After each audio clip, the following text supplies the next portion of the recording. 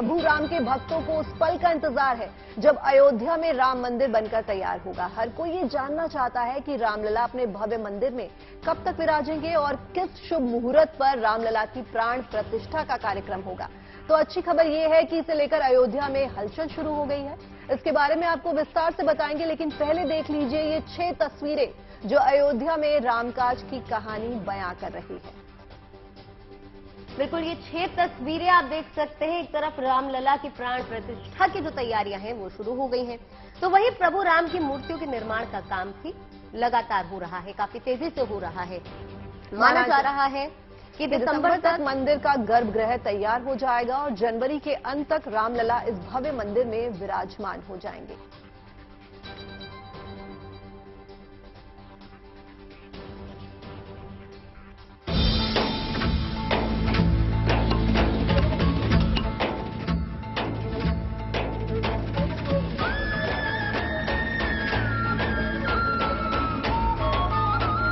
जय सिया राम। अयोध्या में एक तरफ भगवान राम का भव्य मंदिर आकार ले रहा है, तो वहीं गर्भगृह में रामलला की प्रतिमा की प्राण प्रतिष्ठा के लिए मंथन का काम भी शुरू हो चुका है। राम जन्मभूमि तीर्थ क्षेत्र ट्रस्ट की बैठक में इस पर चर्चा भी हुई और कई अहम फैसले लिए गए। ट्रस्ट की बैठक में रामलला की प्रतिमा की प्राण प्रतिष्ठा कार्यक्रम में प्रधानमंत्री मोदी को आमंत्रित करने का फैसला लिया गया। प्राण प्रतिष्ठा समारोह किस दिन हो, शुभ तिथि तय करने के लिए ज्योतिष के जानकारों से सलाह ली जा रही है। ट्रस्ट के कोषाध्यक्ष शुभ तिथि तय करने के लिए ज्योतिषियों से परामर्श भी कर रहे हैं। राम भक्तों के लिए खुशी की बात है कि प्राण प्रतिष्ठा का उत्सव भी मनाया जाएगा। देश भर के मंदिरों में ये उत्सव 1 हफ्ते तक चलेगा। फिलहाल रामलला की प्रतिमा की प्राण प्रतिष्ठा की तारीख तय तो नहीं हुई है, इसलिए प्रधानमंत्री को इस साल दिसंबर और अगले साल 26 जनवरी के बीच कार्यक्रम के संभावित तिथि के बारे में अवगत करा दिया जाएगा। एक बड़ा महत्व का निर्णय ये भी हुआ कि प्राण प्रतिष्ठा पर माननीय प्रधानमंत्री महोदय पधारे, इसलिए उनको एक बहुत ही विनम्रता का निवेदन पत्र भेजा जाए, क्योंकि तिथि तय नहीं है कि दिसंबर और 26 जनवरी के पहले या जनवरी, उसमें जो भी अनुकूलता होगी हम आपको बताएंगे, लेकिन आप अयोध्या पधारने की कृपा करें। बस इतना ही एक निवेदन पत्र उन्हें भेज दिया जाए। आज ये मत बना है, गोविंद देवगिरी जी पत्र का प्रारूप बनाएंगे और नृत्य गोपाल दास जी के हस्ताक्षर से वो निवेदन पत्र आगे दिया जाएगा। फिलहाल ट्रस्ट का पूरा जोर राम मंदिर निर्माण कार्य समय से पूरा करने पर है। मंदिर के ग्राउंड फ्लोर और गर्भगृह का काम साल के आखिर तक पूरा हो जाएगा। राजस्थान के सफेद मकराना मार्बल का इस्तेमाल राम मंदिर की फर्श के लिए किया जाएगा। Bureau report, good news today. तो अयोध्या में बन रहे भव्य राम मंदिर में रामलला की प्रतिमा की प्राण प्रतिष्ठा प्रधानमंत्री नरेंद्र मोदी से करवाई जाएगी। राम मंदिर ट्रस्ट बोर्ड की बैठक में इस पर फैसला हुआ है। यही नहीं, इस मौके पर देश भर में रामलला की प्रतिमा की प्राण प्रतिष्ठा का उत्सव भी मनाया जाएगा। तो देखिए, प्राण प्रतिष्ठा के अलावा अयोध्या से और क्या क्या शुभ समाचार आ रहे हैं वो भी आपको यहां पर विस्तार से समझा देते हैं। देखिए, ग्राफिक्स के जरिए आपको समझाते हैं। सबसे बड़ी बात यह है कि राम मंदिर के ग्राउंड फ्लोर का जो काम है 85% पूरा हो चुका है। राम मंदिर के गर्भगृह का काम 15 दिसंबर तक पूरा हो जाने की भी उम्मीद जताई जा रही है। बिल्कुल, तो प्राण प्रतिष्ठा से जुड़े उत्सव की रूपरेखा तय करने के लिए साधु संत जल्द जुटेंगे। प्राण प्रतिष्ठा के मौके पर देश भर के मंदिरों में 7 दिनों तक महोत्सव मनाया जाएगा। बिल्कुल, और राम मंदिर का ग्राउंड फ्लोर मकराना के संगमरमर से सजाया जाएगा। प्रभु श्री राम की 3 मूर्तियों के निर्माण का काम भी शुरू हो चुका है।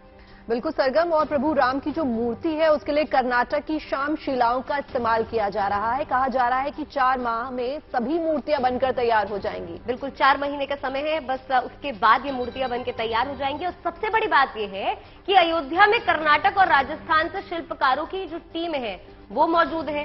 गर्भगृह में कौन सी मूर्ति लगेगी इसका निर्णय भी साधु संत जल्द से जल्द लेंगे। और आपको बता दें कि राम मंदिर का पूरा परिसर 71 एकड़ में फैला है और अयोध्या के भव्य मंदिर 392 मजबूत स्तंभों पर खड़ा होगा। बिल्कुल। तो देखिए, अयोध्या के बाद अब बात हेमकुंड साहिब की भी करते हैं, जहां श्रद्धालुओं के पहुंचने का सिलसिला लगातार जारी है। लेकिन इस बार का माहौल पूरी तरह से अलग है। ऐसा क्यों, वो भी मैं आपको बता देती हूँ। देखिए, हेमकुंड साहिब इस वक्त बर्फ की मोटी चादरों से ढका हुआ है। साथ ही वहां पहुंचने का जो रास्ता है वो भी बर्फ के बीच होकर गुजर रहा है। आप तस्वीरें देखकर समझ सकते हैं कि इस बार पवित्र तीर्थ तक पहुंचने के लिए श्रद्धालुओं को कितनी कठिन परीक्षा से गुजरना पड़ रहा है। एक और बर्फ को काटकर बनाए गए रास्ते हैं, तो दूसरी ओर बर्फ की मोटी चादर से घिरा हुआ तीर्थ है। तो आप इन दो तस्वीरों से समझ सकते हैं कि इस बार हेमकुंड तक पहुंचने की तपस्या कितनी मुश्किल है, कितनी जटिल है। यही वजह है कि कई श्रद्धालुओं के लिए कई तरह की एडवाइजरी भी जारी की गई है।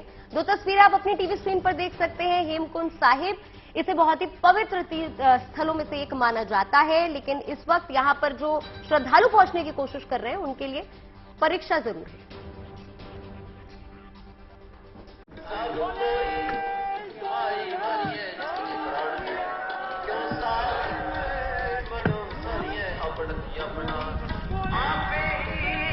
दुनिया भर में आस्था का केंद्र रहा है हेमकुंड साहिब गुरुद्वारा। चमोली गढ़वाल में बसे सिखों के इस पवित्र स्थल के यात्रा मार्ग पर इन दिनों काफी चहल पहल है, मगर अप्रैल और मई से हो रही बर्फबारी हेमकुंड तक पहुंचने की राह में रोड़ा बनी हुई है।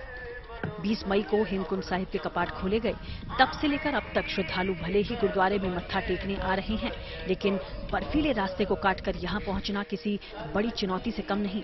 ऊपर से माइनस में तापमान यात्रा में रुकावट बना रहता है।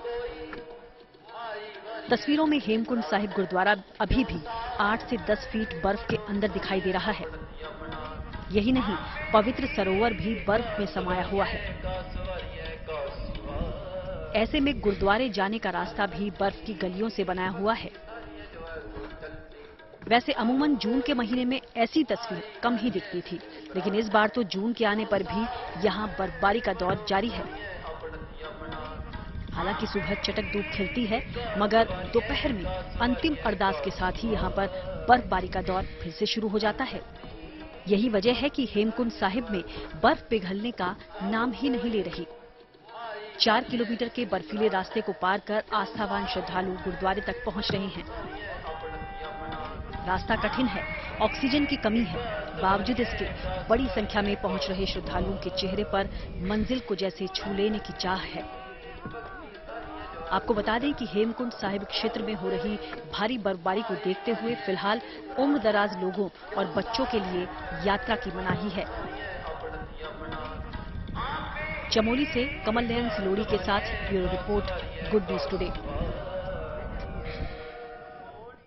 तो हेमकुंड साहिब की यात्रा के साथ ही उत्तराखंड में चारधाम यात्रा भी जारी है। ऐसे में पर्यावरण को बेहतर बनाए रखना किसी चुनौती से कम नहीं।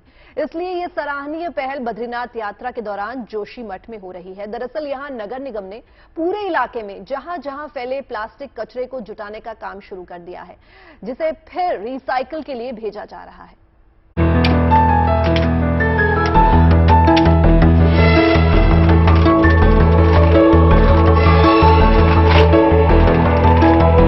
यहाँ प्लास्टिक को अन्य कचरे से अलग कर उसको रिसाइकिल के लिए तैयार किया जा रहा।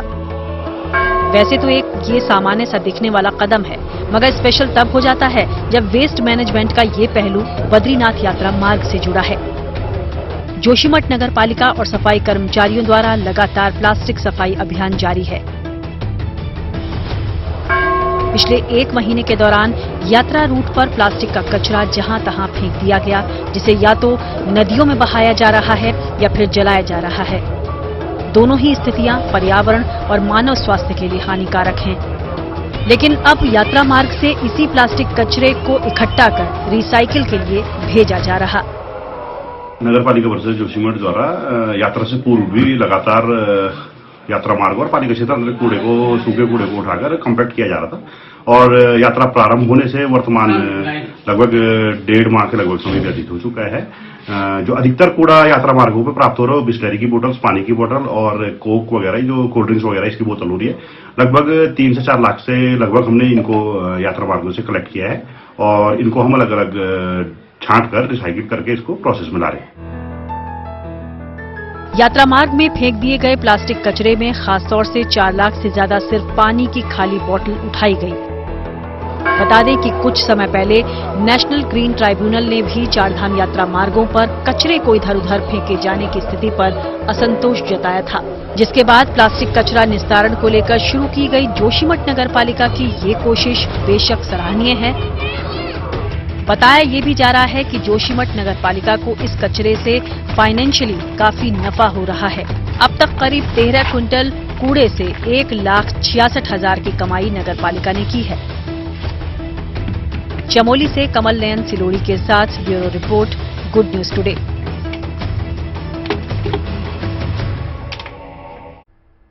तो चलिए अब आपको लिए चलते हैं जम्मू कश्मीर, जहां सरकार ने डल झील में शिकारे में सफर करने के लिए लाइफ सेविंग जैकेट को पहनना अनिवार्य कर दिया है।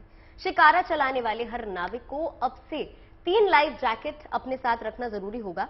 ऐसा लोगों की सुरक्षा के लिए किया गया है, जिससे डूबने का खतरा न हो।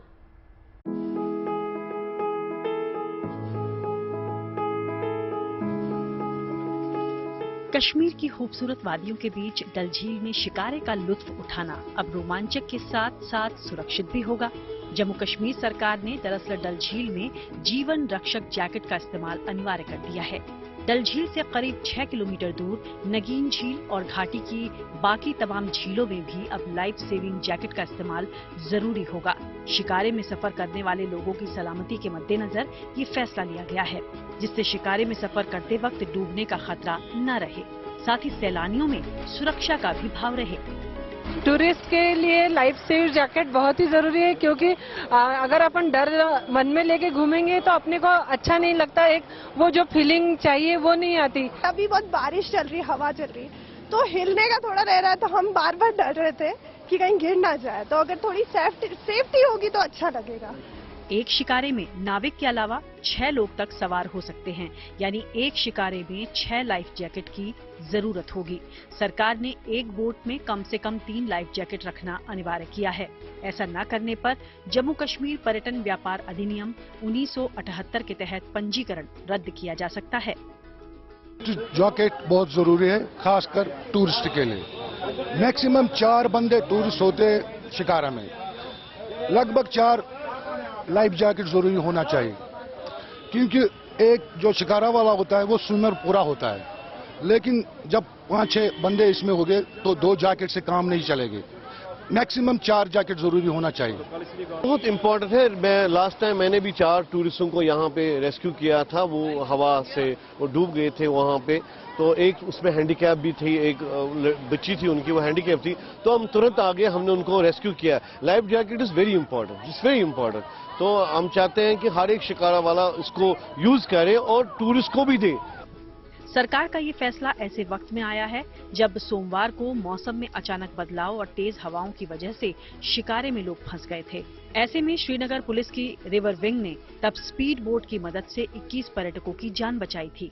जाहिर है विपरीत मौसम ही नहीं, साधारण परिस्थितियों में भी लाइफ सेविंग जैकेट सैलानियों की जिंदगी के लिए बड़ा सुरक्षा चक्र साबित होगा। Bureau report, good news today. Punjab देश का पहला राज्य बन गया है जहां पैदल चलने वालों के लिए राइट टू वॉक का अधिकार होगा। ऐसे में पंजाब में बनने वाली नई सड़कों और मौजूदा सड़कों के विस्तार के समय राइट टू वॉक को ध्यान में रखकर साइकिल ट्रैक और फुटपाथ का निर्माण अनिवार्य होगा। लोगों को सड़कों पर सुरक्षित चलने का अधिकार देने के लिए पंजाब सरकार ने आदेश जारी किया है। Punjab road safety and traffic research centre के अनुसार लोगों को ये अधिकार देने वाला पंजाब देश का पहला राज्य है। ये एक्सीडेंट कम हो गए, इससे रोड ट्रैफिक भी अपन लोग पैदल निकल सकते हैं ना, साइड से कोई दिक्कत नहीं है। इससे रहता है कि पीछे से कोई भी अपन को ठोक सकता है, नहीं ध्यान दिया तो, इसलिए सही है, बहुत अच्छा काम है सरकार के लिए। एक अनुमान के अनुसार सड़क हादसों में शिकार करीब आधे लोग पैदल और साइकिल पर चलने वाले होते हैं। अलग ट्रैक नहीं होने से पैदल और साइकिल सवारों को मेन रोड पर ही चलने के लिए मजबूर होना पड़ता है। ऐसे में हादसों का खतरा बढ़ जाता है। सड़क पर भीड़-भाड़ और तेज रफ्तार गाड़ियों से इनकी सुरक्षा को सबसे ज्यादा खतरा होता है। पंजाब सरकार का आदेश ऐसे हादसों को कम करने में कारगर साबित हो सकता है। आप कोई भी सड़क बिना पैदल वाले या साइकिल वाले जहाँ पे हैं, ऐसा नहीं है कि मतलब जहाँ पे वो है ही नहीं तो वहाँ पे बना के नहीं, लेकिन जहां पे जरूरत है तो आप वहां पे ये नहीं कह सकते कि हम नहीं बनाएंगे क्योंकि हमारे पास पैसे नहीं है। मतलब आप सड़क का जितना अच्छे से रख रखाव करते हैं, अब आपको फुटपाथ को भी उतने ही इज्जतदार तरीके से रखना पड़ेगा। पंजाब के मुख्य सचिव ने ट्रैफिक विभाग को पिछले साल जारी किए गए राइट टू वॉक पर सुप्रीम कोर्ट के आदेश को लागू करने के निर्देश जारी किए हैं। इससे राज्य में सड़क बनाने वाली और मौजूदा सड़कों को चौड़ा करने वाली एजेंसियों को फुटपाथ और साइकिल ट्रैक बनाना जरूरी होगा। कार में चलने वाला भी एक ही आदमी है और साइकिल वाला भी एक है। सो दोनों को एक इक्वालिटी, मुझे लगता है कि ये एक बहुत बड़ा लैंडमार्क रेवोल्यूशनरी चीज की है स्टेट ने, कि जहां पे हम एक्चुअली सोशल इक्वालिटी, जो हमारी कॉन्स्टिट्यूशनल स्पिरिट है, बराबरी की जो बात करता है, वो हमारी सड़कों पे भी दिखाई देगी। Punjab road safety and traffic research centre के ट्रैफिक सलाहकार नवदीप असीजा का कहना है कि फुटपाथ चलने के लिए है, न कि कब्जे के लिए। नए निर्देश के अनुसार जिन जिलों में फुटपाथों पर अतिक्रमण है, उन्हें स्थानीय प्रशासन हटाएगा और इसके लिए जागरूकता अभियान भी चलाया जाएगा। मोहाली से ललित शर्मा के साथ bureau report, good news today. तो चलिए अब बात आपके काम की कर लेते हैं। आर्थिक रूप से कमजोर बच्चों के स्कूल में दाखिले से जुड़ी एक जरूरी खबर सामने आई है। दिल्ली हाई कोर्ट ने एक आदेश में कहा है कि ईडब्ल्यूएस यानी इकोनॉमिकली वीकर सेक्शंस और डीजी यानी डिसएडवांटेज कैटेगरी के बच्चों को नेबरहुड क्राइटेरिया यानी स्कूल से बच्चों के घर की दूरी का हवाला देकर दाखिला देने से मना नहीं किया जा सकता। देखिए, ग्राफिक्स के जरिए आप समझाने की कोशिश करते हैं। दिल्ली हाई कोर्ट ने कहा है कि स्कूल में ईडब्ल्यूएस और डीजी कैटेगरी की सीट नेबरहुड क्राइटेरिया की वजह से बेकार नहीं जा सकती। कोर्ट के मुताबिक अगर ऐसे क्राइटेरिया की वजह से गरीब बच्चों को दाखिला नहीं मिलता है तो स्कूल में इस रिजर्वेशन का पूरा उद्देश्य ही खत्म हो जाएगा। बिल्कुल, हाई कोर्ट ने ईडब्ल्यूएस कैटेगरी में 2 बच्चों को कक्षा 1 में दाखिला नहीं देने के मामले में ये टिप्पणी की है। दरअसल थोड़ा दूर रहने की वजह से स्कूल ने इन दिनों बच्चों को ईडब्ल्यूएस कोटे के तहत एडमिशन देने से मना कर दिया था। कोर्ट ने कहा कि ईडब्ल्यूएस और डीजी कैटेगरी में दाखिले के लिए सीटें बहुत सीमित होती हैं, जबकि दाखिला लेने वालों की संख्या कहीं ज्यादा होती है। तो ऐसी स्थिति में इस कैटेगरी में दाखिला देने के दौरान ये संभव ही नहीं है कि नेबरहुड क्राइटेरिया का सख्ती से पालन किया जाए। बिल्कुल, इसलिए अगर किसी स्कूल में ईडब्ल्यूएस और डीजी कोटे की सीटें खाली हैं तो ऐसे बच्चों को भी दाखिला देने की जरूरत है, जो भले थोड़ा दूर रहते हों। ईडब्ल्यूएस का मतलब है उन बच्चों से है जिनके परिवार की सालाना आय 1 लाख रुपए से कम है। बिल्कुल, जबकि डीजी कैटेगरी में SC, ST, OBC, non creamy layer, अनाथ, ट्रांसजेंडर और एचआईवी पीड़ितों के बच्चे आते हैं। कोर्ट में स्कूल की तरफ से दलील दी गई थी कि बच्चे स्कूल से लगभग 4 किलोमीटर की दूरी पर रहते हैं, इसीलिए नेबरहुड क्राइटेरिया का पालन नहीं होने की वजह से दाखिला नहीं दिया जा सकता। तो वहीं बच्चों की तरफ से वकील ने कहा है कि बच्चे स्कूल से ट्रांसपोर्ट की सुविधा नहीं लेंगे और वो खुद ही स्कूल पढ़ने जा सकते हैं। दोनों पक्षों को सुनने के बाद कोर्ट ने स्कूल की आपत्ति को खारिज कर दिया है और दोनों बच्चों को ईडब्ल्यूएस डीजी कैटेगरी के तहत एडमिशन देने का आदेश दिया है। तो भुवनेश्वर शहर की निगरानी अब हाईटेक तरीके से आसमान से की जाएगी। भुवनेश्वर पुलिस ने जीपीएस लगे एडवांस ड्रोन से शहर की निगरानी शुरू कर दी है। इससे न सिर्फ असामाजिक तत्वों पर नजर रखी जा सकेगी, बल्कि ट्रैफिक जैम की जो समस्या होती है उससे भी आसानी से निपटा जा सकेगा। इससे वीवीआईपी लोगों की सुरक्षा में भी आसानी होगी। सबसे बड़ी बात कि ड्रोन के इस्तेमाल से पुलिस कर्मियों की कमी की समस्या नहीं होगी। एक ड्रोन ही 5 किलोमीटर के दायरे में निगरानी का काम कर सकेगा।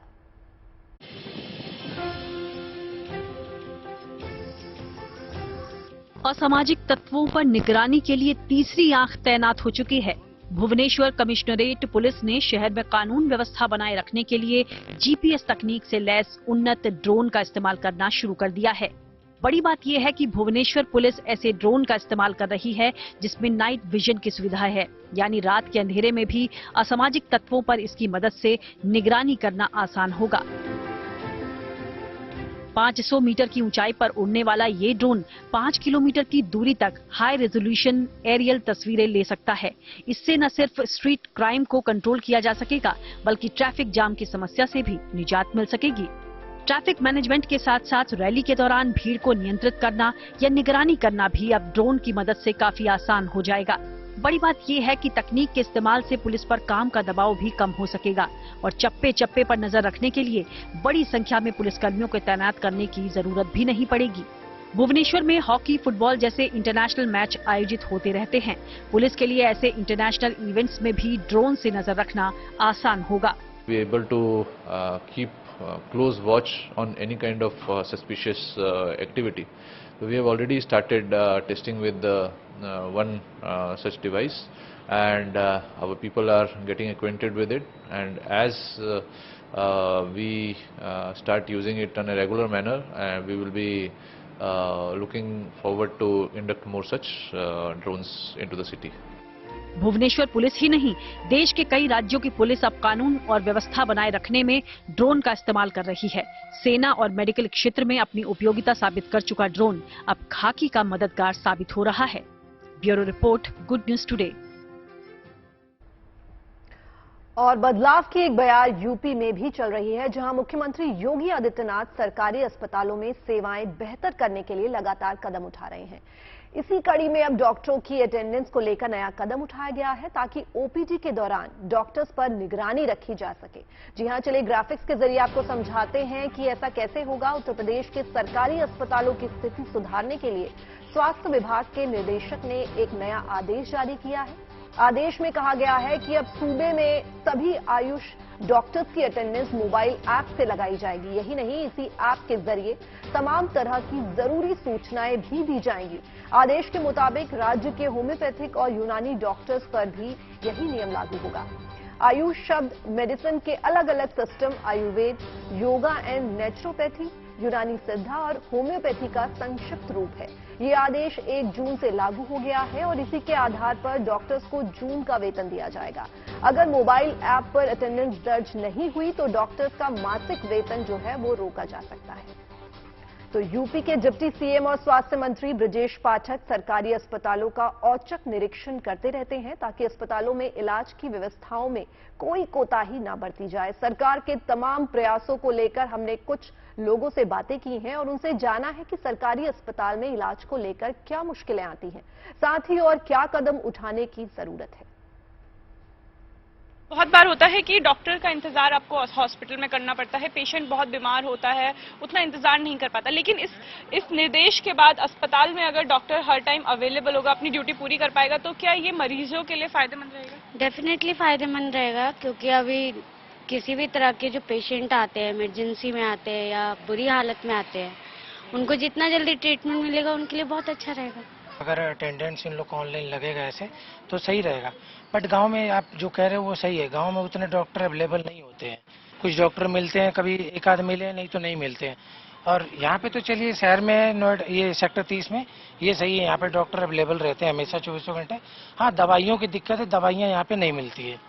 अगर आप डॉक्टर ने अगर 10 दवाई लिखी तो 1-2 ही दवाई मिलती है, ठीक है। तो ये चीज़ का है दिक्कत, इसको भी थोड़ा गवर्नमेंट को देखना चाहिए। यहाँ पे तो डॉक्टर हर वक्त मिलते हैं, मैं एक बार 2 बार दूसरी बार आया हूँ। गांव में तो ये परेशानी बहुत ज्यादा होती है, मैं भी गांव का रहने वाला हूँ। अब वो समस्या देखने को नहीं मिलती, पहले जो होती थी अब वो समस्याएं खत्म हो रही हैं धीरे धीरे। जैसे कि आपने भी बताया कि फिंगरप्रिंट्स होगा तो फिर टाइम से आएंगे, टाइम से देखेंगे, तो फिर समस्या ही नहीं, उसका सामना ही नहीं करना पड़ेगा। तो जो पहले का समय था, जो पुराने समय में अगर हम 1-2 साल पहले की बात कर ले तो ऐसा अक्सर होता था कि बिल्कुल होता था। देखते थे मरीज पड़े थे, डॉक्टर देख रहे, लापरवाही बहुत ज्यादा होती थी, सरकारी हॉस्पिटल में सबसे ज्यादा है। पर आज का दौर अलग है। अब देखो, अभी हम लेके आए तो तुरंत उन्होंने एडमिट किया, दिखाया, ठीक भी हो गई बच्ची। सुबह से ऐसा लग रहा था कि वो बचेगी नहीं, पर अभी ठीक है। महाराष्ट्र के संगाली में एक किसान ने कमाल करके दिखा दिया है। देखिए, काका साहिब सावंत ने आम के एक पेड़ पर 23 तरह की किस्में उगा दी हैं। इसमें केसर, हापुस, तोतापुरी जैसी किस्में हैं। आज इस किसान और उनके पेड़ की चर्चा दूर दूर तक हो रही है। लोग उस पेड़ को भी देखने आ रहे हैं जिस पर एक साथ अलग अलग तरह की 23 किस्में लगी हुई हैं। काका साहिब सावंत ने आम की 23 किस्मों को अपने बागीचे में लगे आम के पेड़ पर ग्राफ्टिंग कर विकसित किया है। आम के पेड़ की अलग अलग टहनी पर अलग अलग फल यानी आम की अलग अलग किस्में लगती हैं। काका साहिब ने इस पेड़ का नाम वनराज रखा है।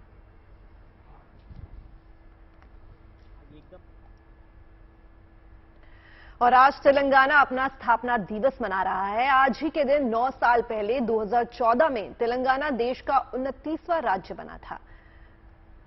तो स्थापना दिवस के जश्न के लिए राजधानी हैदराबाद सहित राज्य के दूसरे शहरों को विशेष तौर से सजाया गया है। स्थापना दिवस की पूर्व संध्या पर सरकारी कार्यालय और प्रशासनिक भवनों को शानदार रोशनी से सजाया गया है। ये नजारा राजधानी हैदराबाद का है। तिरंगे की रोशनी में नहाई इमारतों को देख लोगों की खुशी का ठिकाना नहीं है। सार्वजनिक स्थान, स्टेशन और ऐतिहासिक इमारतें रोशनी में नहाई नजर आई। स्थापना दिवस पर मुख्यमंत्री के चंद्रशेखर राव ने लोगों को बधाई दी है। हैदराबाद सहित राज्य के अलग अलग हिस्सों में आज दिन भर स्थापना दिवस से जुड़े कार्यक्रम की धूम रहेगी। तो चलिए आगे बढ़ते बात छत्तीसगढ़ की कर लेते हैं। तो छत्तीसगढ़ में 3 दिन तक चलने वाले राष्ट्रीय रामायण महोत्सव के पहले दिन देश विदेश से आए कलाकारों ने अपने जीवंत अभिनय से लोगों का ध्यान जो है आकर्षित किया और सभी को मंत्रमुग्ध कर दिया। इन कलाकारों ने पारंपरिक वेशभूषा में भगवान राम के जीवन से जुड़ी कुछ मार्मिक घटनाएं इतनी शानदार तरीके से दिखाई कि लोग वाह वाह कह उठे।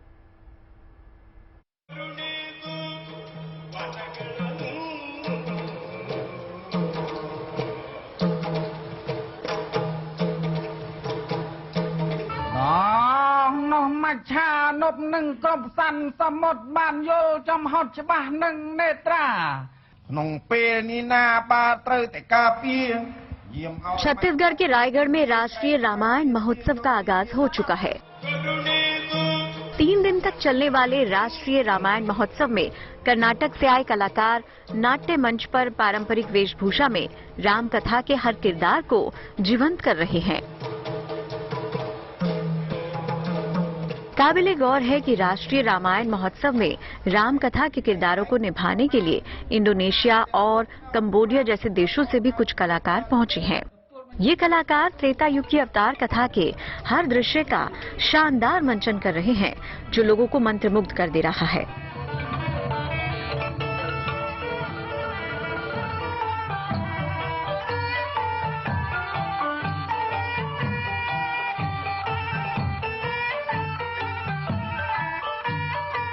एक मौका है, एक रामायण का फेस्टिवल है, इन्होंने बुलाया। बहुत खुशी है क्योंकि दूसरा जगह में आके और ये भी रामायण का उत्सव है। इस महोत्सव में भाग लेने के लिए बहुत खुशी से हम आए हैं।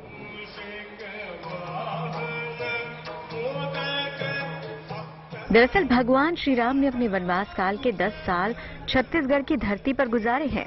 यही वजह है कि छत्तीसगढ़ के लोगों में भगवान राम और उनके लीला अवतारों को लेकर विशेष अनुराग है।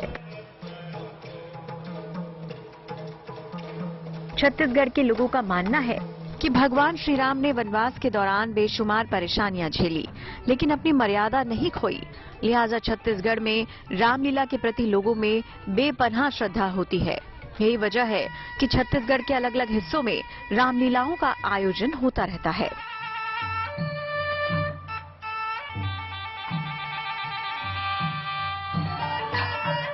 लेकिन रायगढ़ में आयोजित 3 दिवसीय रामलीला में शासन और सरकार की सक्रिय भूमिका है, जिससे आयोजन बेहद खास हो गया है। Bureau report, good news today.